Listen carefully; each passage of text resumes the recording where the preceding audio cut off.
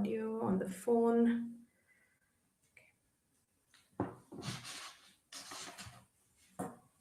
Hi, everyone. I'm so delighted to be bringing you an interview on Harper podcast. Our inaugural episode is with the incredible Amitav Ghosh, a writer who doesn't need an introduction. He's, of course, an iconic writer, award winning, and beloved to many, many Indians and global citizens. So, we're going to talk to him a little bit about Smoke and Ashes, the latest book, which is a fascinating read. We're going to explore some of his own journey and gain insight from him and his work, across genres really and through the years. I'm really delighted to be bringing Amitav on. Amitav, thank you so much for taking the time to do this. Thank you very much, Amrita. Thank you so much for having me. And I did want to start by saying, to our listeners, for me, it's a really full circle moment to be reading this book and to be interviewing you, because our first interview was back for a national news channel when Sea of Poppies came out. And that's about 20 years ago now. And I think for a lot of readers as well who might have discovered you with that book, this Smoke and Ashes is where you're actually taking us behind the scenes almost to look at the research that inspired that trilogy. It is a work of nonfiction. And I'd love to have you tell us a little bit about what led you to actually want to share the amazing work we see here, Smoke and Ashes.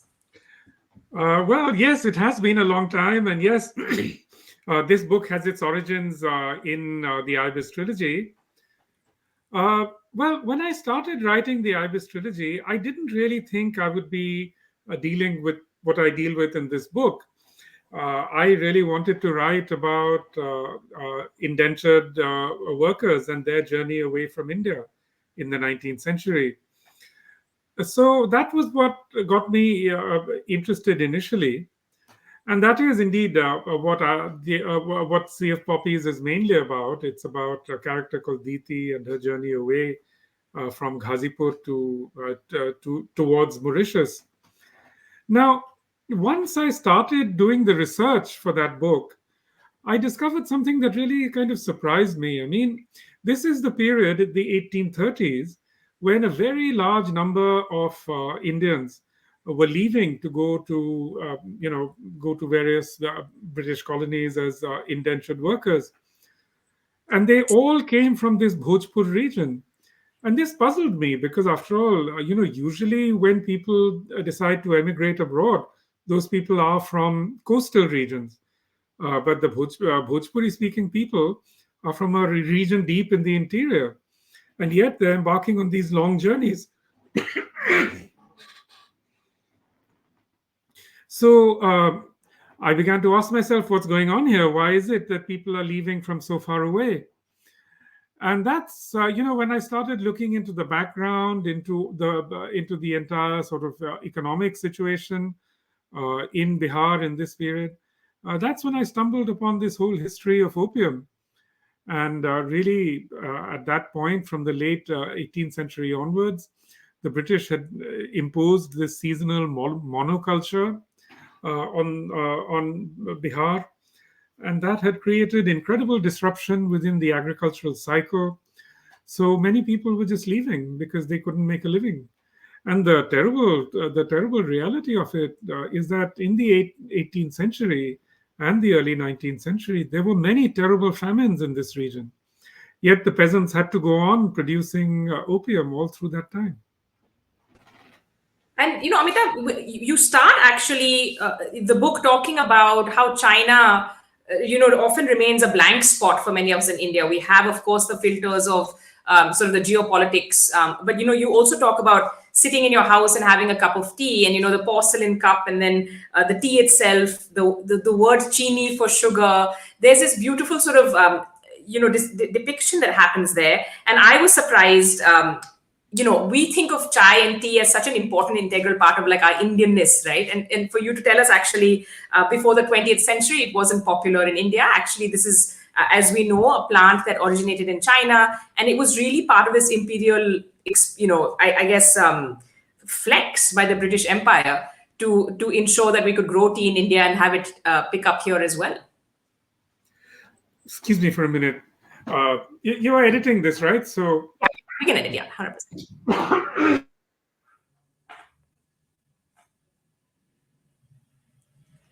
one of the most interesting aspects of the story, for me at least. I think that it is really the case that the situation between India and China is a very peculiar one. Because even if you leave out the geopolitics and everything, usually when countries share a very long border, when they're neighbors and neighbors who are, literally sort of, you know, uh, uh, a hop away, it's very strange that Indians know so little about China and there's so little public engagement with China. It's a very, very curious thing. I mean, I'm just saying, leave the geopolitics out of it. I mean, obviously there are many sorts of problematic issues between India and China, but Yeah. there are problematic issues also between India and Pakistan and Bangladesh and so on. Yet there's a very deep engagement at a popular level, at a sort of at the level of public culture between India and these other countries. And there's no engagement at all with China.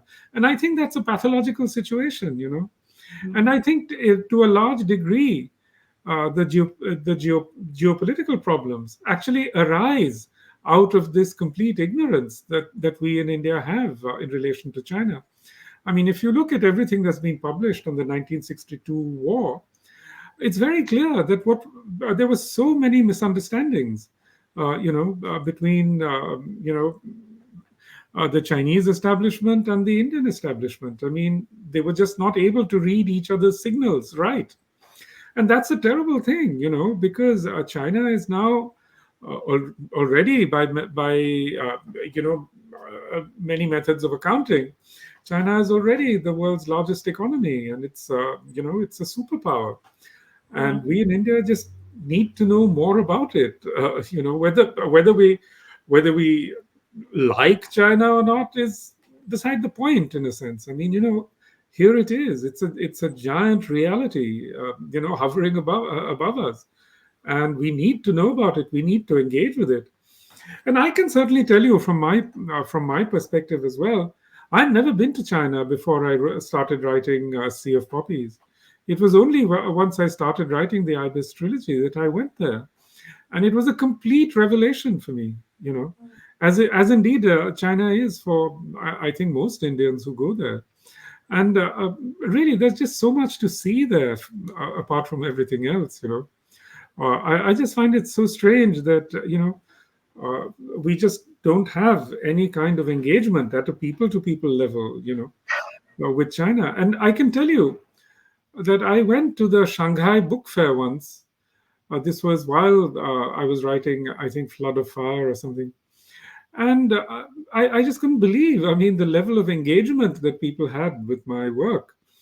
I mean, the generosity of the engagement, and the intensity of it. It was completely wonderful, really. Anyway, that was the first part of your question. What was the second part? When you're sort of reminiscing about chai, like having a cup of tea in your own Yeah. house in West Bengal. I mean, can you take us through a little bit of that? That was quite a beautiful passage as well. Yes, well, as I said, we basically just don't have any engagement with China. So we don't realize that there are any Chinese influences in our lives, uh, you know.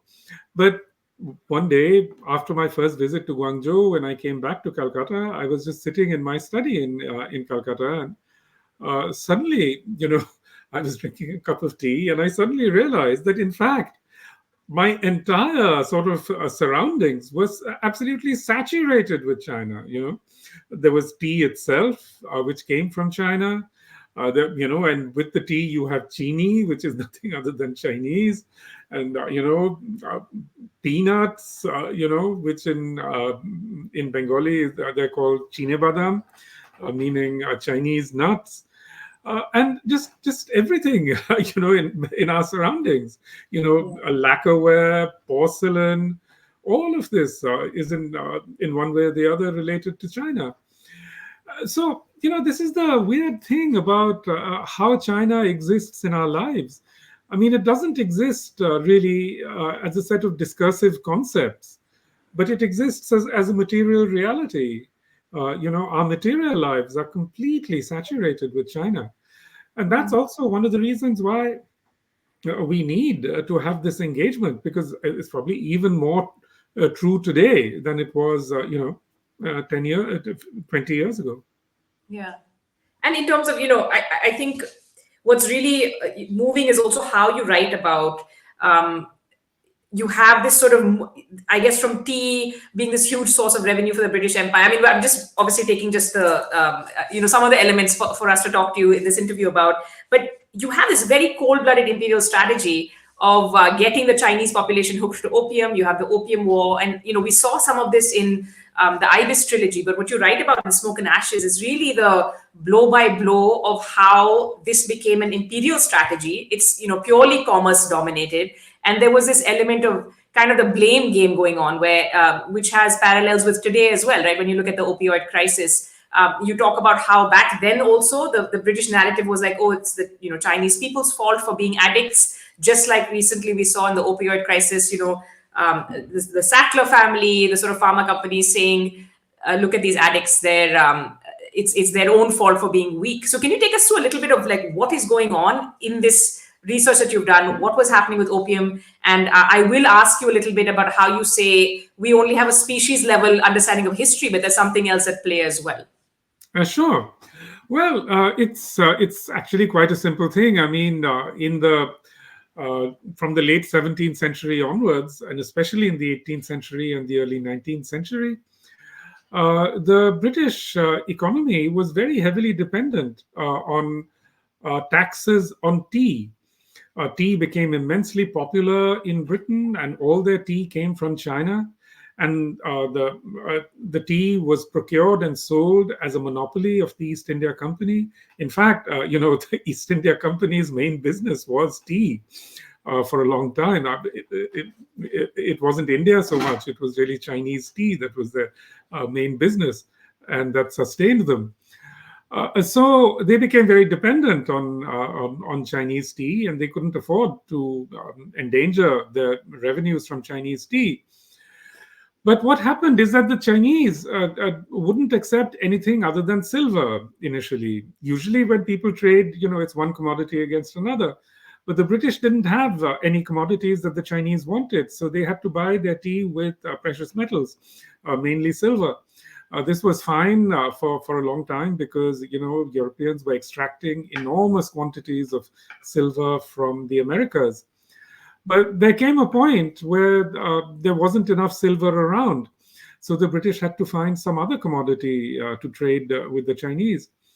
So they knew that the Dutch had hugely expanded the opium market in Southeast Asia. The Dutch were the real pioneers in creating a narco state, which is exactly what the Dutch Empire in Southeast Asia was. So the British followed that same model, and they decided that they would start growing the market for opium in China, and they were incredibly successful. Over a period of 100 years, they grew the market, many hundredfold. I mean, it's a really kind of horrifying story because the thing about it is really that they would always say that there's a demand, and if we don't provide the supply, someone else will. But that's not how it works with addictive substances like opium. This is exactly the parallel with the Sackler family and with Purdue Pharma in today's America. This is exactly what they did. They understood this very well. They said, one of the Sacklers actually said, you don't chase a market, you create it. And the British did exactly that. I mean, with addictive substances, it's supply that creates demand, and they understood this very well. It's pretty shocking to see how it plays out. And I think, as you bring in that parallel with what's happening right now, some things just clearly haven't changed. But let me ask you a little bit about the names you mentioned here. There's so many well-known names, families, folks who made basically their first successes seem to date back to this, sort of trade in opium with all that it entails. Can you tell us a little bit? I mean, we read about George Orwell, you talk about Rudyard Kipling, who writes about one of these Ghazipur opium factories. But there are also, several Parsi families. There are folks in New England. So as you're going on tour, as this book has come out, have there been any unpleasant surprises for people realizing where the family wealth and the sort of well-heeledness comes from? Well, the families that actually made their money in opium know perfectly well where their wealth comes from. You don't Yeah. you don't need to be surprised by that. I mean, in fact, you know, I was one of the places where I did a reading was Calcutta, where a very prominent family, very wealthy, one of the wealthiest families in India, really. I was talking to them, and a scion of the family said to me, "Yes, of course, I know my grandfather made a lot of money out of opium." And I mean, this is, in the 19th century, opium was, in a way, the biggest business in India. Uh, every Almost every middle class family in India is in one way or the other connected with opium. Certainly, every business family is connected with opium in one way or the other. So it's not even surprising. I mean, people have actually just covered over this history, but basically they know, what their families were doing. So it's not just any one community, not just any one set of people. It's across the board. I mean, this was basically the Indian economy under colonialism. So, everybody was implicated in it in one way or the other. And then, Amitav, if we take a longer view, you talk about this sort of species level reading of history that we have. And, elsewhere in the book, you talk about, and I'll just paraphrase, but you say, you talk about tea, sugarcane, tobacco, cotton, saying that there are many other plants and pathogens that have played a major role in human history, even over centuries. And I quote, but today they are all much diminished in their influence, while the opium poppy is mightier than ever. Can you talk us through a little bit about, this kind of last quarter century or century? Of course, we hear of opium more in terms of maybe Afghanistan, a lot of the conflict there. Can you talk us through what you mean here? Sure. Well, there are many other plants that have played a very important part in human life. Tea is one of them. There's so many others: indigo, jute, rubber, etc. Sugarcane, most of all. But over time, I mean, all those plants played an important role, for a century or two. But then their importance began to diminish. It's exactly the opposite with opium. Opium has become stronger and more and more important. And today, it's the foundation of a vast illicit economy around the world. And it's not diminishing; it's actually growing and growing. The Taliban have of late been able to suppress opium cultivation in parts of Afghanistan, but not in Badakhshan, for example. But the slack has been taken up completely by Pakistan. And again, we see that in Myanmar now, because of the extreme uncertainty that's happening there, because of the civil war, again, opium production is increasing. And as we can see, it's already destabilizing India. I mean, in Manipur, opium has become a major factor in the civil unrest that we see there. If you look at Punjab, there's a huge addiction problem. In fact, if you look at any of the TV series that have been coming out of late in Punjabi, they're all about they're all about opioids and drugs. The problem with opioid epidemics or drug epidemics in general is that these crises unfold indoors. So they're not visible. I mean, you could walk through a street in New York, and you would never know that there's an opioid problem, because the problem occurs out of sight, as it were. And it's the same in India. And in India, it's becoming a bigger and bigger problem all the time, simply because we share such a long border with Pakistan, and Pakistan has become a major producer of illicit opium. But let's not forget that India has two of the largest legitimate factories for producing opium. One is in Ghazipur. This is a very old one. And then there's another even bigger one at Neemuch, which was founded actually in 1935 by the British. And the problem is, whenever you have any facility for producing opium, some of it spills over, You really cannot control it. So I think we are going to be heading towards a very big problem. Across South Asia already, it's a very big problem. It's a huge problem, certainly across the collective West. We see it. In whether we speak of Holland or England. I was just releasing the book in England, and I did a long sort of conversation with a panel on BBC. There were British experts there, and they told me that now, for young British people,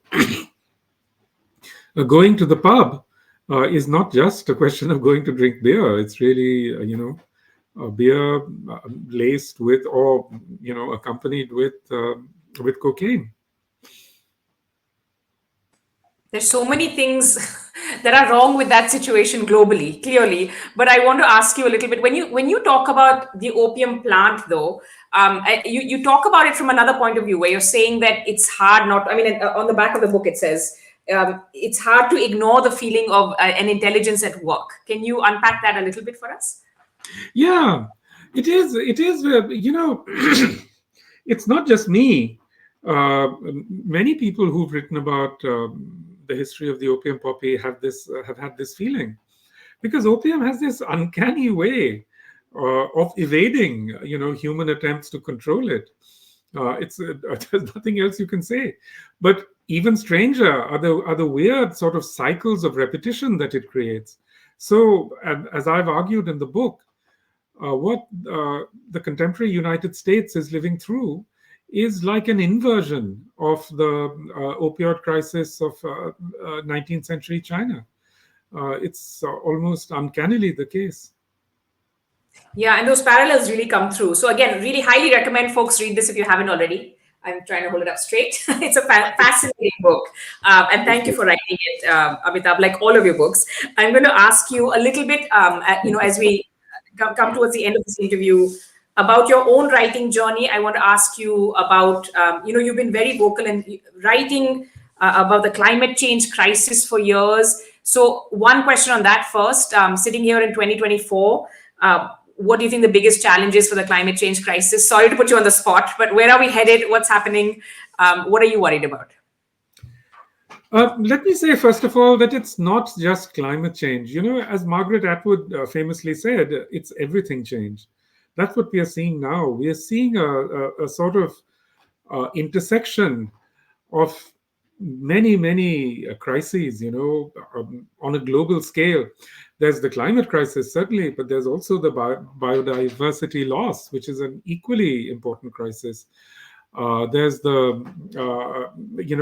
are all these new pathogens that are emerging and spreading across the globe incredibly fast. We saw what happened with COVID. There are all sorts of political crises unfolding around the world, as we can see now. There's a major geopolitical crisis. The old geopolitical order seems to be collapsing, and we don't yet know what the new geopolitical order will be. So I think we are living at a time of extreme and accelerating crises.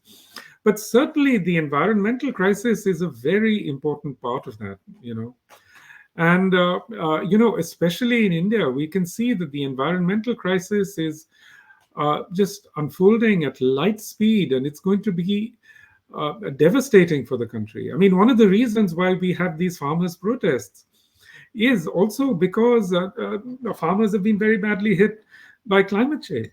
The seasons are no longer predictable. Production is no longer predictable. But again, along with climate change, there's also these other man-made crises. The whole Green Revolution thing was actually, now we can see, was an absolute disaster for our agrarian economy. It seemed to be a miracle, but it's turned out to be a disaster because it was very heavy. It needed a lot of water. So we spent years and years and years just pumping up fossil water, from the Upper Ganga aquifer. And now the Upper Ganga aquifer is almost exhausted. And what are we going to do when it runs out? It's not clear at all. So I think of all things, it's the water crisis that worries me most in relation to India.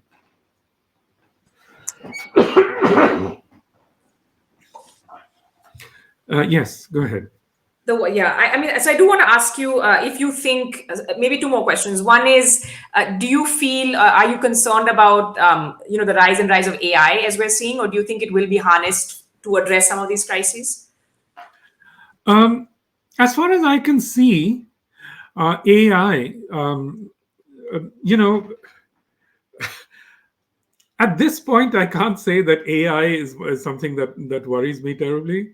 I know that it worries a lot of futurists. I mean, there are so many other things to be worried about. I mean, people who are writing about extinction. There's the whole problem of the malign nanobots, which could create drown us all in what they call the gray goo problem. So there are all those issues. Personally, I find that AI is quite useful, actually. I mean, I use now Bard all the time to answer letters. It does a really good job, So I think AI is a tool. I mean, so far, maybe one day it'll become really threatening. But I have a nephew who's actually a CEO of of one of these big companies, Grammarly. Oh wow, yes, that's interesting. Yeah, my nephew is the CEO of Grammarly, my nephew Rahul.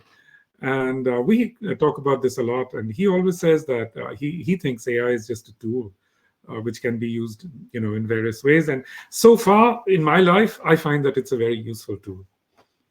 Okay, and like you said, we have so many other things to worry about in terms of Yes. crises. Um, so, last two questions actually, I wanted to ask you a little bit on your own journey as a writer and a reader. I am going to tell you, my first book that I read of yours was in an antique land. Back when I was in college, I won a prize and I chose this book and I loved it. And of course, you have so many much loved books: The Hungry Tide, The Glass Palace. We've spoken, we did an interview around Jungle Nama, which is a beautifully illustrated book and a beautiful story as well. So, again, not to put you on the spot, but what is one thing that maybe has stayed the same for you in terms of how you write, how you choose a subject, and maybe one thing that's changed all these years later? Well, one thing I see. Sorry, I'm just. I don't know what the matter. I'm getting allergies today. So one thing that has stayed constant in my work is a sort of engagement with the environment. I think that goes back a very long way. It's an engagement with the environment, with science, and so on. I mean, going back to my very first book, The Circle of Reason. So with all my books, I've always done a lot of research. Research is something that I enjoy doing. I find it very interesting. It engages me. So I would say that one thing that's certainly something that's stayed constant in my work. An engagement with the environment, but also an engagement historically with the Indian Ocean and the Bay of Bengal. Almost all my work sort of centers around the Indian Ocean in one way or the other, including the Ibis Trilogy. So these have been very constant features of my life and my work. Oh, that's beautiful. And has anything changed, like how you approach maybe a new project or how you approach writing now? Yes, it's changed a lot. Because, when I was writing the Ibis trilogy, for example, I think back to that time and I would have months of just being able to concentrate and focus on my work. And, I would just have that deep, deep sense of focus, when you're writing something which is, almost a million words in length. You need that ability to focus in the long, over long stretches of time. That is no longer possible for me, really, because there are just so many demands on my time now. I, just constantly, I mean, like this, for example. Like this one. So that's a cue. But also, last question: is there anything you're reading right now that you'd like to recommend? Yes, yes, I'm reading a wonderful book, actually, a really, really wonderful book by a writer called Liz Jensen. Um, just give me a minute and I'll hold it up to you.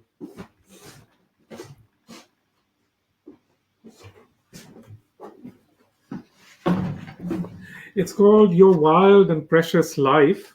Okay. And, it's about her son, who was a climate activist, and he died very suddenly at the age of 25. And it's really about his life, his commitments, the life of activism and so on. It's a really beautiful and very moving book.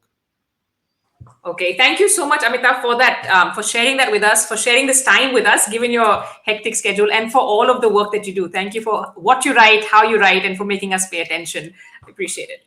Thank you very much, Amrita. Thank you so much for having me. It's a real pleasure. Thank you. Goodbye.